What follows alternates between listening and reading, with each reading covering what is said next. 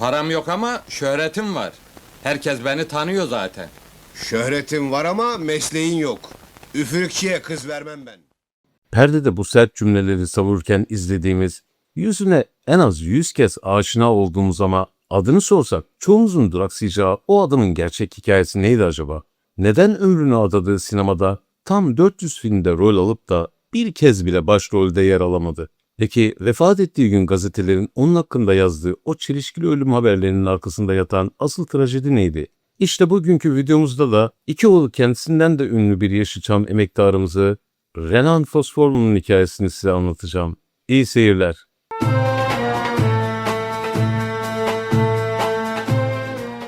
Benim bu kadar üzülecek neyim var? Çok hastasın evladım. Deminden beri sana bunu söylemeye çalışıyorum. Yakında öleceksin. Fazilet Renan Fosforluoğlu 1914 yılında İstanbul Üsküdar'da dünyaya geldi. Bir yanıyla çocukluğumuzun en sevimli dedesi, diğer yanıyla filmlerin o aksi ve inatçı babasıydı. Tiyatroya öyle büyük bir merakı vardı ki bu tutku yüzünden oldukça zor bir ilkokul hayatı geçirdi. Üsküdar Ayazma İlkokulu'nda okurken her çarşamba günü okulda düzenlenen oyunlarda sahneye çıkıp rolünü oynarken adeta bambaşka bir dünyaya adım atıyordu. Henüz ortaokul yıllarındayken Üsküdar'da Gençler Mahfili temsili kolunu kuracak kadar gözü kara ve azimliydi. İstanbul Erkek Lisesi'ni bitirip Edebiyat Fakültesine girdi ama sahne aşkı peşini hiç bırakmadı.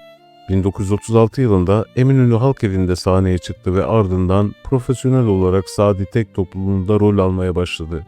Peki genç yaşta tiyatro sahnelerinde fırtınaları estiren bu isim neden bir anda yönünü beyaz perdeye çevirmek zorunda kalmıştı?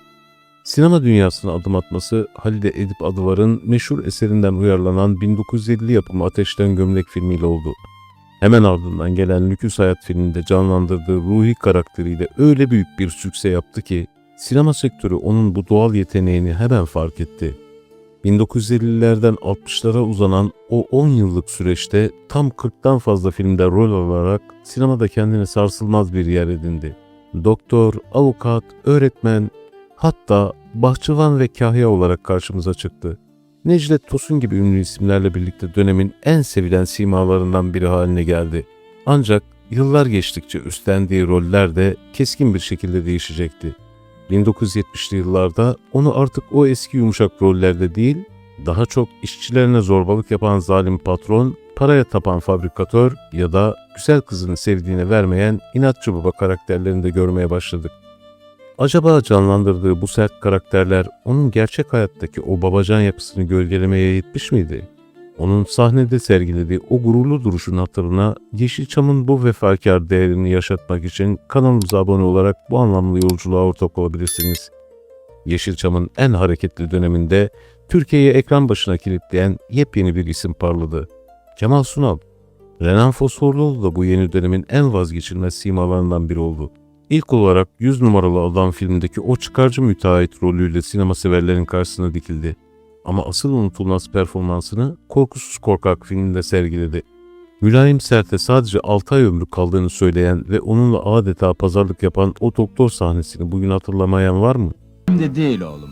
6 ay sonra. 7 ay olmaz mı? Benim elimde değil ki oğlum. Bir şeyler yap be doktor. Bir ay fazladan ne çıkar?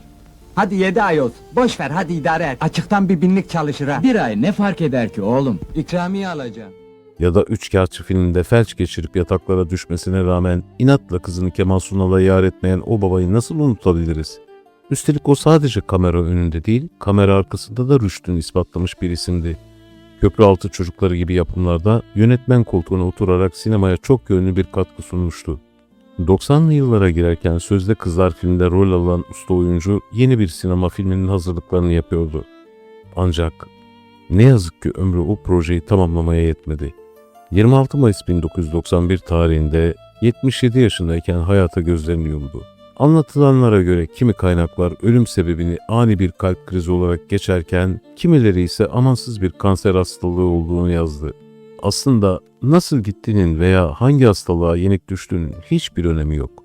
Asıl sormamız gereken soru şu: bizler o yaşarken onun kıymetini ne kadar bildik? Geride 400'e yakın film ve yüzlerce tiyatro oyunu bırakan Renan Fosforluoğlu, bu toprakların hafızasına bazen güldüren, bazen de ağlatan o derin izleriyle çoktan kazınmıştı bile. Allah rahmet eylesin, mekanı cennet olsun. Sizler de Renan Fosforlu ile ilgili bildiklerinizi, duygu ve düşüncelerinizi yorumlardan paylaşabilirsiniz. Bir sonraki hikayede buluşana kadar esen kalın.